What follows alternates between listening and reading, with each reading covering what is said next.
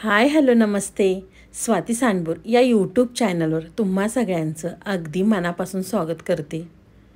तर आज मी तुम्हाला मसूरपासनं एकदम नवीन आणि वेगळ्या पद्धतीने रेसिपी दाखवणार आहे. यापूर्वी तुम्ही कधी केलीसुद्धा नसेल एवढ्या भन्नाट चवीची आज आपण रेसिपी पाहणार आहोत. तर इथे मी 1 वाटी अख्खा मसूर घेतलेला आहे.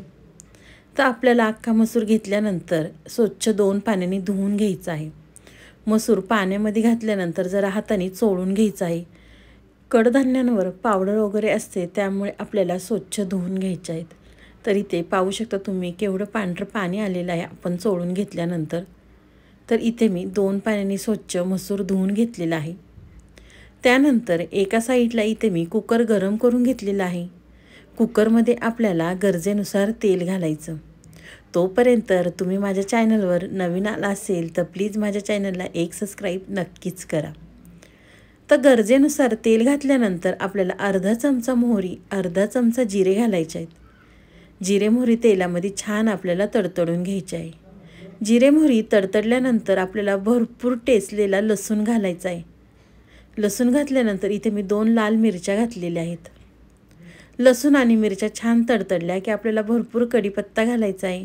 आणि इथे मी मोठ्या आकाराचा 1 कांदा बारीक कट करून घेतला होता. तर आपल्याला कांदा घालायचा आहे आणि व्यवस्थित आपल्याला परतवून घ्यायचं आहे.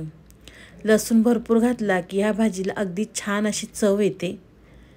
तर इथे पाहू शकता तुम्ही कांदा छान असा मी परतवून घेतलेला आहे. कांदा परतल्यानंतर आपल्याला एक मोठ्या आकाराचा टोमॅटो घालायचा आहे आणि कांद्यावर टोमॅटोसुद्धा मऊ होईपर्यंत परतवून घ्यायचा आहे. तोपर्यंत तुम्ही माझ्या व्हिडिओला लाईक केलं नसेल तर प्लीज एक लाईक करा.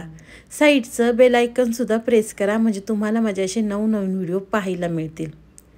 तर कांदा आणि टोमॅटो छान परतले की आपण काय मसाले ॲड करणार आहोत.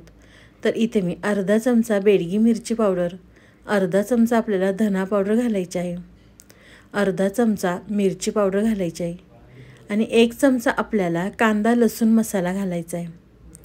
अर्धा चमचा हळद घालायची आहे आणि त्याच चमच्याने आपल्याला छोटा चमचा गोडा मसाला घालायचा आहे. तुम्ही साठवणीतला मसाला घातला तरी चालेल. त्यानेसुद्धा ह्या रेसिपीला अगदी छान अशी चव येते. तर मसालेसुद्धा कांद्यावर छान परतले की जो आपण मसूर धुवून घेतला होता तो मसूर घालायचा आहे आणि छान व्यवस्थित आपल्याला परतवून घ्यायचा आहे. यापूर्वी तुम्ही ह्या पद्धतीने ही रेसिपी केली नसेल एकदा नक्कीच माझ्या पद्धतीने करून पहा. जर या पद्धतीने मसूरची भाजी केली तर आपल्याला दुसरी भाजी करायची सुद्धा गरज नाही.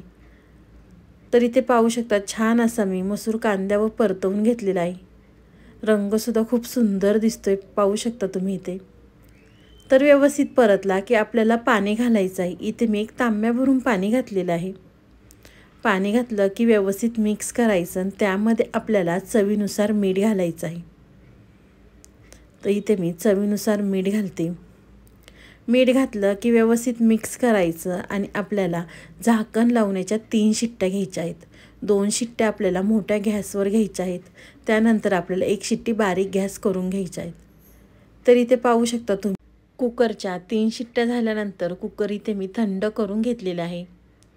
झाकण काढून पाहू शकता तुम्ही मसूरसुद्धा अगदी छान शिजलेला आहे. त्यामध्ये आपल्याला भरपूर कट केलेली कोथिंबीर घालायची.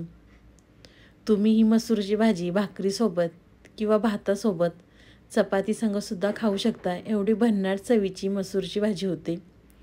तर तुम्हाला माझी आजची रेसिपी कशी वाटली ती मला नक्कीच कमेंट बॉक्समध्ये कळवा. व्हिडिओ आवडला तर व्हिडिओला लाईक, कमेंट, सबस्क्राईब करायला विसरू नका.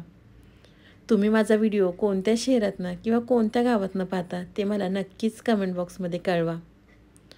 तुम्ही माझा पूर्ण व्हिडिओ पाहिल्याबद्दल थँक्यू सो मच.